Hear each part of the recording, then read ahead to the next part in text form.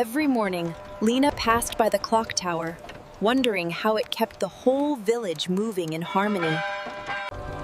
But one day, the great clock suddenly stopped, and the village fell still.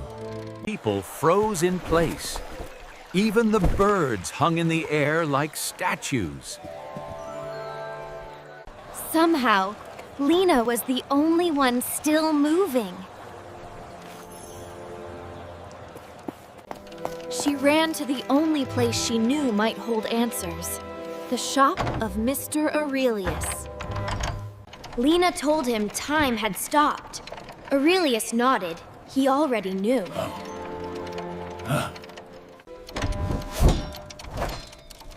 This was the clock of Evermere, the heart of time itself. Lina followed Aurelius deep into the heart of the ancient clock tower, where gears taller than houses slowly turned with a tired groan. To heal the clock, someone with courage and kindness was needed, and Aurelius believed Lina was the one. At the center, the great clock core trembled, its glow flickering like a candle struggling to stay alive. Aurelius placed his hand on the core. Time is fragile, Lina, more delicate than anyone realizes. In the quiet village of Evermere, time flowed gently, guided by a magical clock hidden in the clockmaker's shop. Lina felt her heart tighten. She had never imagined time could break, or that the village depended on this one clock. The clock must be repaired before the cracks spread and time stops altogether. He opened a small door behind the core. And to fix it, someone must enter the gear chamber. But who could do something so important? Someone with courage and kindness.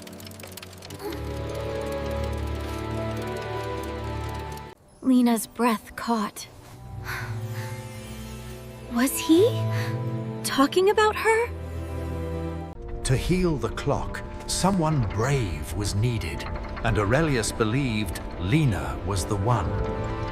Lina stepped into the heart of the clock, where gears turned like golden constellations. Whispers of frozen moments echoed. Memories paused. Aurelius' voice guided her like a soft beam of light. At the center hovered the broken gear of Zir, cracked, dim, silent. Lina reached out, her hands trembling, but her heart steady. The clock tested her spirit. Only the pure-hearted could mend time. She remembered helping others, listening, caring, and her courage glowed. The broken gear began to glow, sealing its cracks like healing gold. The entire chamber hummed, droned, the heart of time beating once again. Aurelius' face formed in the light, proud and gentle. You have restored what many feared was lost. Lina felt warmth bloom in her chest. She had done it.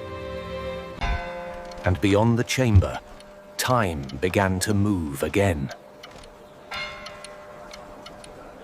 In the village, people blinked, breathed, and moved once more, life returning like a gentle sunrise. When Lina stepped out, the villagers gasped, the clock glowing bright behind her. Aurelius explained the truth, that a child's courage had saved their time. Because of Lina, our time flows freely. Lina lowered her eyes, shy but glowing.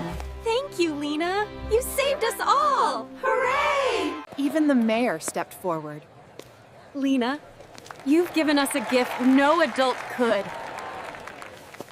Lina spoke with honesty and warmth. I only wanted to help, like Aurelius taught me. Aurelia's voice grew gentle. Time is a gift, Lina. To honor her, the villagers named her the Guardian of Time. Lina accepted it with wide, sparkling eyes.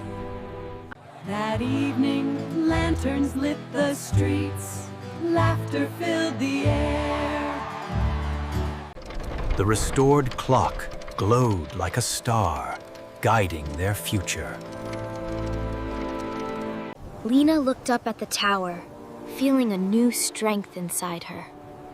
I'm proud I didn't give up.